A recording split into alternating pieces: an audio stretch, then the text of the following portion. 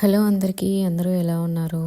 నేనైతే ఇప్పుడు ఎవరైనా ఈజీగా చేయగలిగే పప్పు అయితే చేస్తున్నాను. మసూర్ దాలు. పిల్లలు అయినా పెద్దవాళ్ళైనా ఎవరైనా ఈజీగా చేసేసుకోవచ్చు. ఈ రెసిపీ సింపుల్. ఈ కర్రీకి అయితే చాలా తక్కువ ఇంగ్రీడియంట్స్ మన ఇంట్లో ఉన్న వాటితో వెజిటేబుల్స్ ఏమీ లేకుండా చేసేసుకోవచ్చు. దీనికోసం ముందుగా బౌల్ పెట్టేసుకొని ఆయిల్ వేసుకున్నాక ఆవాలు, జీలకర్ర, మిర్చి, అలాగే onion, garlic, coriander, curry leaves వేసుకొని ఆనియన్ కొంచెం ఫ్రై అయ్యేంత వరకు కుక్ చేసుకోవాలి. అవి ఫ్రై అయిపోయిన తర్వాత పసుపు వేసుకొని వీటికి ముక్కలు పట్టించాలి. నెక్స్ట్ అందులో మసూర్ దాల్ని ఒక 10 to 15 minutes నానబెట్టుకొని వేసుకొని ఒక 2 minutes ఆయిల్లో ఫ్రై అవ్వనివ్వాలి.